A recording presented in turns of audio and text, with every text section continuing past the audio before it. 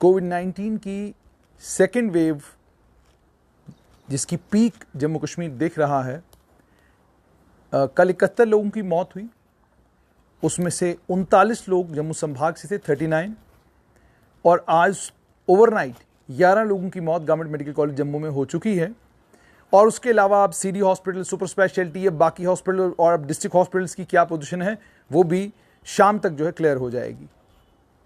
इसका मतलब ये है कि कोविड-19 की जो सेकेंड वेव है वो भयंकर तरीके से पीक की है जम्मू में, और जम्मू के गवर्नमेंट मेडिकल कॉलेज में 500 के करीब जो है इस समय पेशेंट एडमिट हैं। और पेशेंट केयर को लेकर अटेंडेंट जो वार्ड्स कोविड पॉजिटिव पेशेंट्स के वार्ड्स में जा रहे हैं, उसको लेकर एसओपीज को लेकर बहुत सारी बातें हुई। और आज सुनने में ये आया है कि मीडिया के लगातार इस प्रेशर के बाद, जिसमें सर्वप्रथम मैं नाम लूँगा कि जेके मीडिया लगातार मेडिकल कॉलेज से रिपोर्ट करता रहा, स्टेट सेंटिनल ने अपने तरीके से रिपोर्ट किया, स्टेट टाइम्स ने अपने तरीके से रिपोर्ट किया लेकिन लगातार मेडिकल कॉलेज के अंदर से जो खबरें आती रही, उन खबरों के बाद आज सुनने में ये आया है कि अटेंडेंट्स को गाउन दिया जा रहा है। अब ये गाउन है या ये पीपीई किट है, इसकी भी पुष्टि थोड़ी देर तक हो जाएगी, मगर आज गाउन दिया जा रहा है ऐसा कहा जा रहा है। लेकिन जिस समय अटेंडेंट का परिजन जो है उसकी मृत्यु हो जाती है, उस समय पीपीई किट भी आ जाती है, उस समय गाउन भी आ जाते, उस समय मास्क भी आ जाते हैं, उस समय N95 मास्क आते हैं और ग्लव्स भी दिए जाते हैं और ऐनक भी दी जाती है। लेकिन इतने मीडिया के प्रेशर के बाद, इतने शोर, इतने हंगामे के बाद, 71 लोगों की कल मौत हुई है। उस मौत की खबर के बाद ओवरनाइट 11 लोगों की मौत हुई है। इस खबर के बाद प्रशासन ने किया क्या है? प्रशासन ने बड़े धैर्य के साथ सिर्फ गाउन बांटे हैं अटेंडेंटों को, और वो भी अभी तक अटेंडेंट्स ये नहीं कह रहे कि सभी को दिए हैं। क्लैरिटी शाम तक क्लैरिटी हो जाएगी, इसमें पता चल जाएगा कि क्या किया गया है। दूसरी तरफ थर्ड वेव को लेकर एक एक्शन प्लान बनाने के लिए एक कमिटी कॉन्स्टिट्यूट की गई है। कमिटी के चेयरमैन डॉक्टर एमएस खुरू हैं, ex director SKIMS Soura Srinagar, वो इसकी चेयरमैन हैं। Doctor Shakti Gupta executive director और सीईओ एम्स जम्मू हैं, वो इसके को चेयरमैन हैं। Doctor AG Ahangar director SKIMS Soura, वो इसके मेंबर हैं। Doctor Samia Rashid principal GMC Srinagar, वो इसकी मेंबर हैं। डॉक्टर यशपाल शर्मा जो director coordination new medical colleges हैं और मैनेजिंग डायरेक्टर हैं Jammu Kashmir medical supplies corporation limited के, उन्हें इसका मेंबर बनाया गया है। Yasin Chaudhary mission director NHM, उन्हें इसका मेंबर बनाया गया है। Doctor Saleem HOD PSM GMC Srinagar, उनको इसका मेंबर बनाया गया है। डॉक्टर मुजफ्फर जान एचओडी पीडियाट्रिक्स जीएमसी श्रीनगर, उनको इसका मेंबर बनाया गया है। और सीडी हॉस्पिटल के head of department doctor Rahul Gupta को इसका मेंबर बनाया गया है। और senior resident administrator department of hospital administration AIIMS Delhi doctor Khalid, उनको इसका मेंबर बनाया गया है।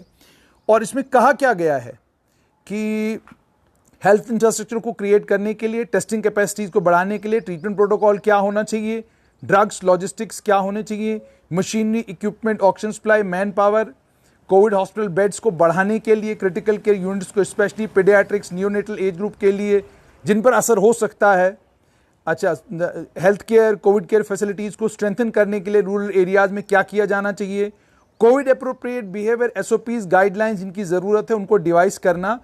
ये 18 मई 2021 को ऑर्डर हुआ है। मैं इस ऑर्डर के अंदर principal government medical college Jammu का नाम ढूंढ रहा था। मैं इस ऑर्डर के अंदर हेड ऑफ द डिपार्टमेंट जो मेडिसिन के हैं गवर्नमेंट मेडिकल कॉलेज जम्मू में, उनका नाम ढूंढ रहा था।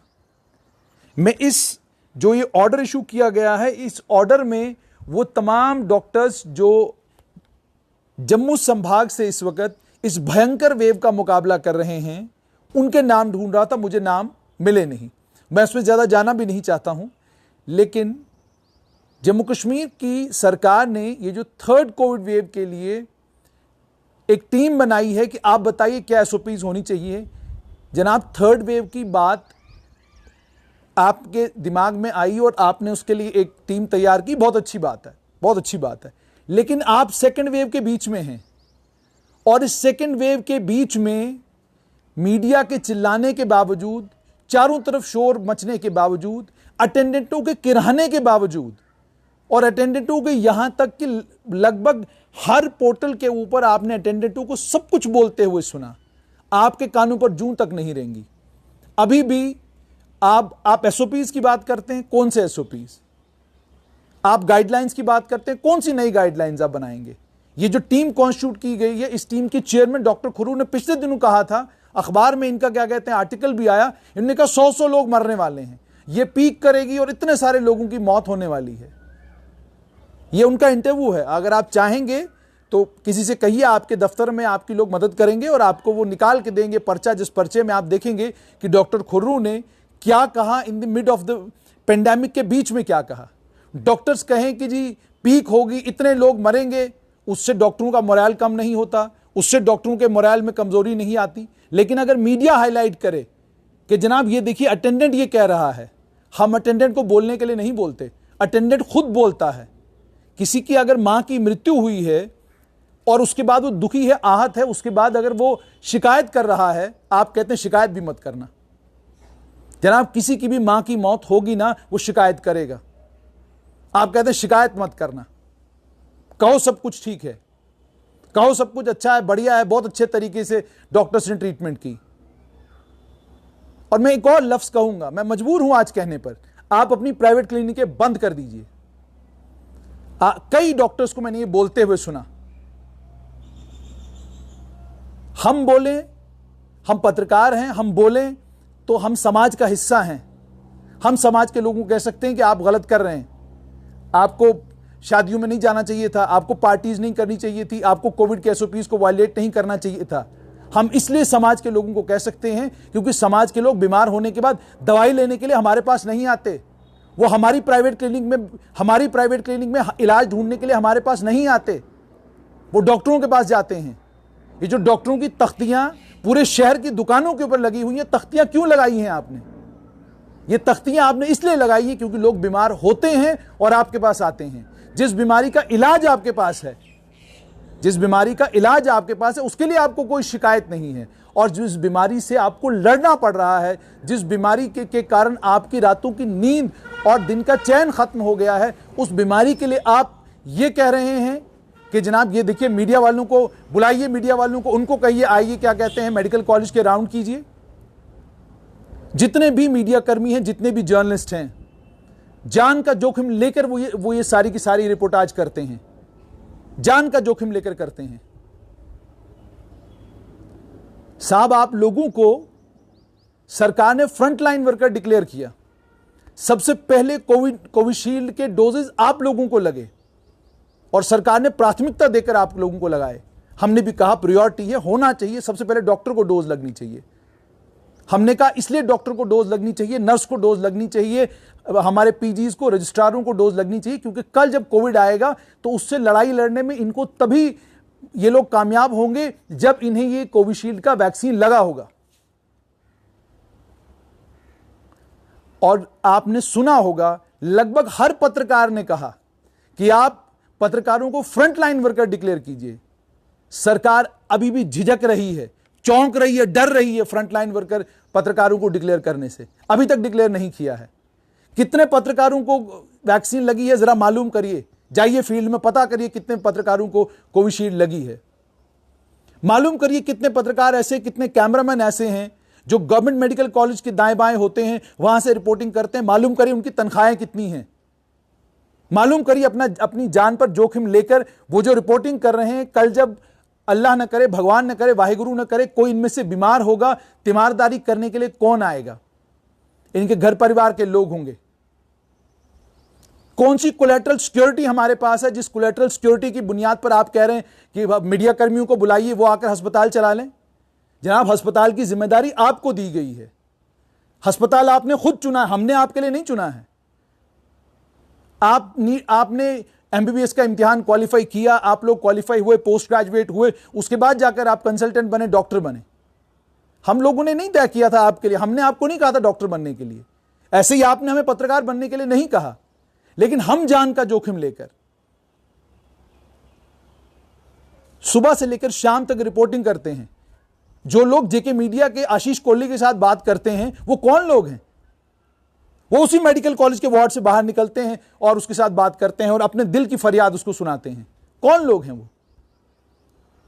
आसमान से उतरकर तो लोग आते नहीं। और कल मैंने सुना एक पत्रकार बंधु ने बिल्कुल सही बात कही, अटेंडेंट ही तो बताएगा अस्पताल के अंदर हो क्या रहा है, हमको और कहां से पता चलेगा।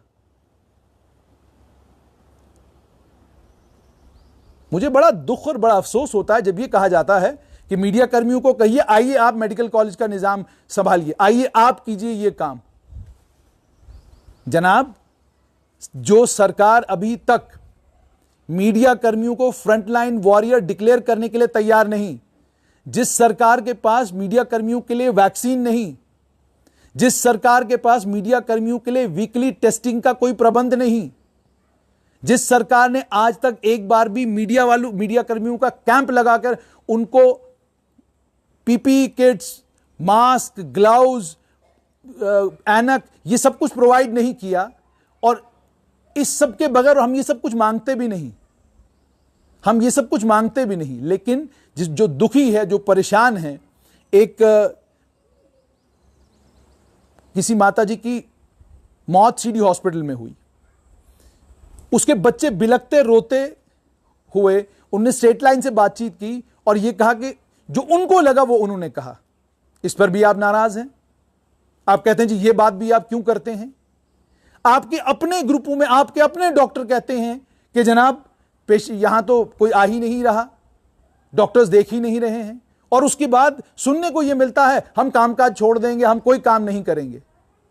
ये सब कुछ साफ तौर पर यह कि आज के दिन भी न जाने कितने मीडिया कर्मी ऐसे होंगे जिनके परिवार का उनका कोई अपना कोई खास इस समय कोविड पॉजिटिव होगा, जिंदगी और मौत की जंग लड़ रहा होगा। पता नहीं कितने लोग ऐसे होंगे हमारे परिवारों से जो हॉस्पिटल में एडमिट होंगे, जो कहीं एडमिट होंगे, कहीं एडमिट होंगे। उसके बावजूद हम फील्ड में उतरते हैं, वो ट्रॉमा लेकर फील्ड में उतरते हैं। जब घर से निकलते हैं क्या हमारे परिवार नहीं है? क्या हमारे परिवार के लोग घबराते नहीं होंगे, डरते नहीं होंगे जब हम घर वापस चले जाते हैं? जब वो हमें हॉस्पिटल के बाहर से रिपोर्ट करते हुए देखते हो, क्या उनके दिलों में खौफ नहीं आता होगा कि भाई हमारे बच्चे कहां कहां से रिपोर्ट कर रहे हैं? और जनाब जरा मालूम करिए कौन सी कोलैटरल सिक्योरिटी है ऐसी जर्नलिस्टों के पास जिस कोलैटरल सिक्योरिटी की बुनियाद पर आप जर्नलिस्टों को यह कहते हैं आइए जनाब अस्पताल का कामकाज आप संभालिए, आप तो नुक्ताचीनी करने के लिए कुछ करते ही नहीं।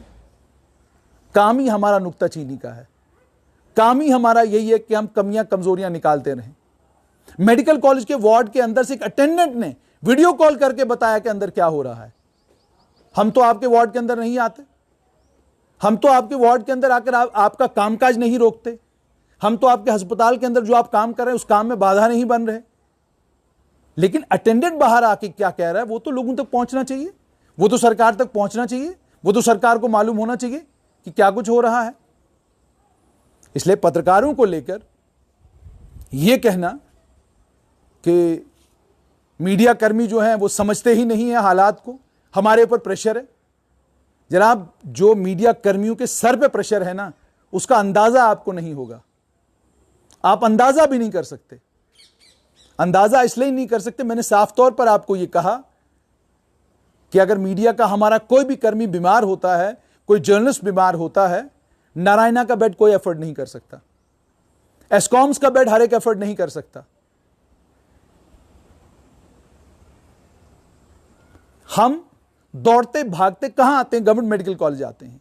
और अगर हम इन फैसिलिटीज को बेटर चाहते हैं तो क्या गलत चाहते हैं? हम अगर इन फैसिलिटीज को 2 गुना 3 गुना 4 गुना ज्यादा अच्छा चाहते हैं तो क्या गलत चाहते हैं? हमारे में से अगर कोई कोविड पॉजिटिव होता है ना तो वो अपने घर जाता है, अपने घर के बाहर वाले कमरे में रहता है। जनाब हमें 5 स्टार या 4 स्टार या 3 स्टार होटल की फैसिलिटी अभी तक किसी ने दी नहीं, सरकार ने हमारे लिए कोई ऐसा प्रबंध किया नहीं और हम सरकार से मांगते भी नहीं। कोई 3 स्टार फैसिलिटी हमारे लिए नहीं है, कोई 7 दिन का क्वारंटीन हमारे लिए नहीं है, कुछ नहीं है। इसलिए जब आप अपना काम ठीक तरीके से कीजिए। सिटी हॉस्पिटल में बहुत सारे पेशेंट ठीक होकर गए, उनकी कहानी भी कल मीडिया में आएगी। गवर्नमेंट मेडिकल कॉलेज से बहुत सारे लोग ठीक होकर गए, उनकी कहानी भी कल मीडिया में आएगी। हम ही करेंगे, हम ही उनसे बात करेंगे, वो बताएंगे कैसे डॉक्टरों ने उनको ट्रीट किया, कैसे वो ठीक हुए। ये सब कुछ हम करेंगे, लेकिन तवक्का और उम्मीद हमसे ये रखना कि कमियां खामियां हैं पॉइंट आउट मत करो, वरना हम काम छोड़ देंगे और आप आके काम कर लो। ये तरीका नहीं है। हमने कभी नहीं आपको ये कहा कि हमने कभी आपको ये नहीं कहा कि आप अगर हमारा काम कर लीजिए, कहेंगे भी नहीं, क्योंकि ये काम कोई नहीं कर सकता। बड़ा मुश्किल काम है। मुश्किल काम इसलिए क्योंकि इसमें कोई कोलैटरल गारंटी नहीं है।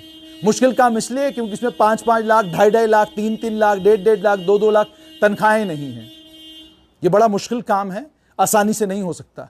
यहाँ बहुत सारे स्ट्रेस को हैंडल करना पड़ता है, बहुत सारी टेंशन्स को, मेंटल टेंशन्स को दूर रख के ये काम करना पड़ता है। इसीलिए आज सरकार ने एक एक्शन प्लान बनाया है, एक कमेटी बनाई है।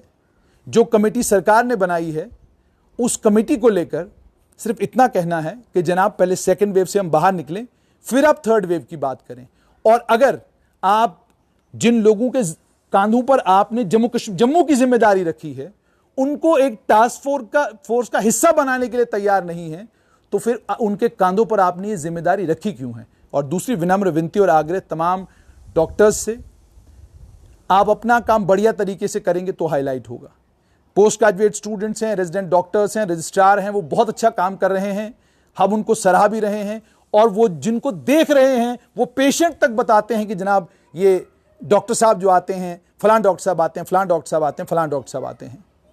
कंसल्टेंट्स को राउंड करने के लिए हमने नहीं कहा, वो सरकार ने ऑर्डर निकाला है। आप नाराज हैं तो सरकार को लिखित रूप में कहिए कि हम आपसे नाराज हैं। सीनियर डॉक्टर्स को राउंड करने के लिए हमने नहीं कहा, क्योंकि हमारा ऑर्डर, हम कहीं किसी को ऑर्डर कर ही नहीं सकते। हम तो विनम्रता के साथ सिर्फ और सिर्फ गुजारिश कर सकते हैं। उम्मीद और तवक्का ये, डॉक्टर्स अपना काम करेंगे, हम पत्रकार अपना काम करेंगे, और इस कोविड-19 की सेकेंड वेव से जल्द हमको निजात मिलेगी। और सबसे बड़ी बात जो बिल्कुल आखिर में कहूँगा, जो लोग हमारे बीच से जाते हैं ना, वो मेरे और आपके लोग हैं। मोहब्बत और शफकत एक ऐसी चीज़ है कि उससे इंसान बड़ी से बड़ी जंग जीत सकता है। इन मरीजों का हौसला मत टूटने दीजिए। आप अपना काम ठीक तरीके से करिए। प्रेशर हमारे ऊपर भी है, प्रेशर आपके ऊपर भी है। आप अपना प्रेशर हैंडल कीजिए, हम अपना कर लेंगे।